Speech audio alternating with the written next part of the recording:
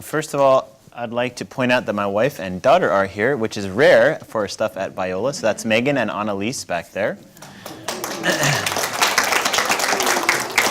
And I would like to ask everyone to give me some sort of feedback about whether or not this is making sense or not making sense. So if you just look at me normally, I'll assume it's not making sense.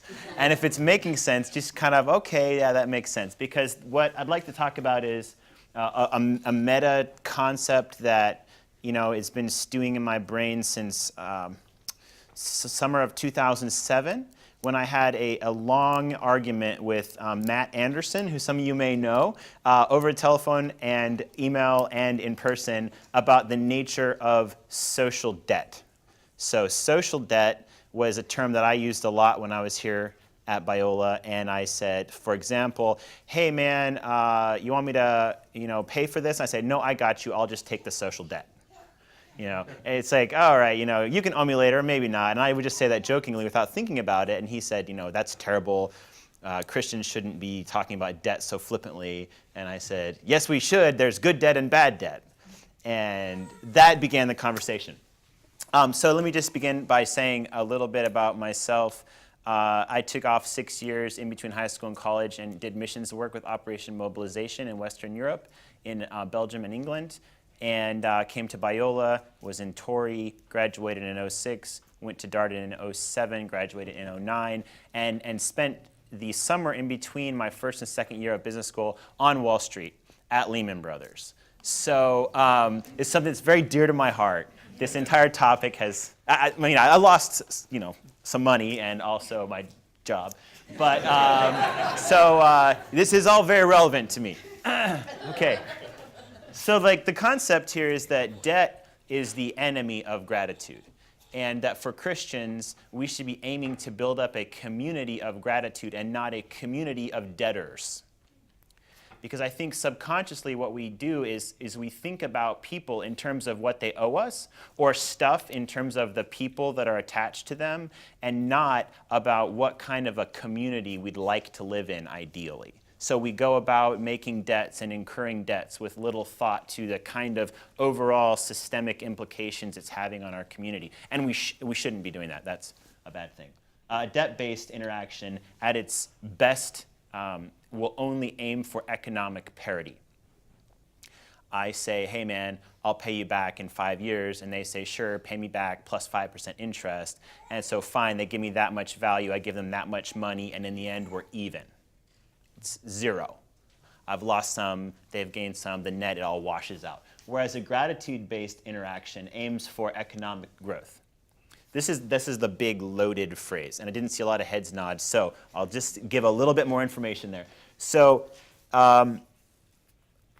sometimes someone needs something like a birthday cake. It's a birthday party. And if you're in charge of the birthday party, you'll give them a birthday party's worth of stuff. In a kind of a debt-based model, you owe them a birthday party, say. Whereas if you're aiming for not just giving them what they're owed, you're aiming for what would make them really grateful to the world for being a place they can live in, you do things totally differently. And you wouldn't just give them a cake and one candle for every year and at least one present or something. You'd give them something else, anyway. So that's the big concept. Does that make sense? Okay, so the Christian philosophical perspective on economics is basically that we're going for growing economies, not maintaining them.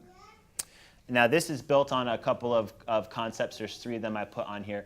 Economic growth is based on the idea of an expansion of value. When we say grow, we mean like grow something. What are we growing? Value. Second thing is, therefore, when we say we want to have more of what we value, we're begging the question, what are our values? And a lot of times people don't think about economics or economic interactions in terms of philosophy or values. People just say, economics is about money. Well, actually, money is just a placeholder for value.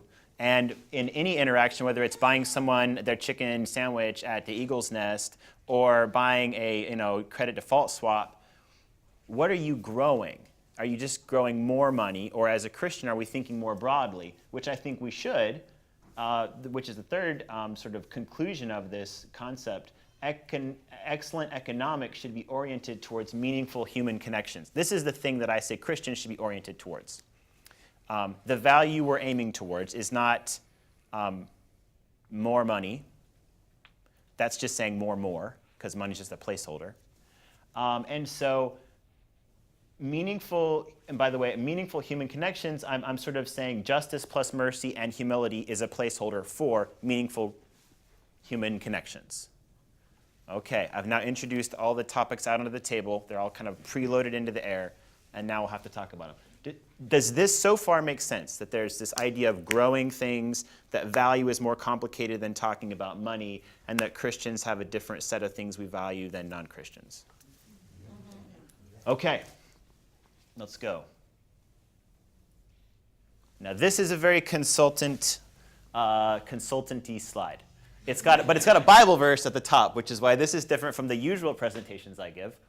I like to read a verse, 2 Corinthians 5, actually 2 verses, 14 and 15. For Christ's love compels us, for we're convinced that one died for all, and therefore all died, and he died for all, that those who live should no longer live for themselves, but for him who died for them and was raised again. So this is my thesis. This is an incredibly economics rich statement, because it says here what we should value. Not us, but for the sake of Christ, who was resurrected and lives for us. So the thing we value is a culture or a community in which Christ is the focus, a Christ-centered community. That's the goal. And we're able to do this because of Christ's love, which compels us. So the key here is that a lot of times we think of doing good or aiming for a culture full of virtuous goodness and everyone is happy and the sky is always blue, and we don't know how to do it. It just seems really hard. This verse explains it's only possible because Christ compelled us and broke in. So the gratitude says, because he did something for us, we now have more than we need of stuff in life, and we can just freely give it. Because Christ pushed us into that situation. He's given us so that we may give. And there's other verses I could use to talk about this. If you're just you, and you're trying to get what you do good and get out there and respond appropriately, you can maybe do that to your family. Or maybe to some people right outside your immediate circle, like your friends or something. But going way out there, we're just not good enough. We don't have enough power. We don't have enough energy. So God pushes in on us and says, here's what you need to go out there and do my will. It's a gratitude Christian community, which I think is the model of the way that we should think about business. Somebody does something for us, or we are just grateful for the sake of being alive, and we're overflowing, and we say, we've got to do something with this. I'm going to build the iPad. No need for that. Really. But it's just fun. Now, the specifics of Apple's economics policy are to be discussed later. But the concept of just doing things because you're grateful to see what would happen is at the heart of what I'm talking about. So keep going. Okay, next slide. So this is what I mean by kind of a neutral interaction. This is now a case study of sort of bringing it all home and showing you with pictures. This is a equal or parity interaction. I need a $1,000 mortgage swap. Oh, sorry, this guy wants that. He says, here's $1,000. She says, fine, I got your $1,000. I'm going to give you the default swap. Oop, bad slide. And over here, everyone ends up. I give you 1,000, you give me this swap. Done. Problem is human nature.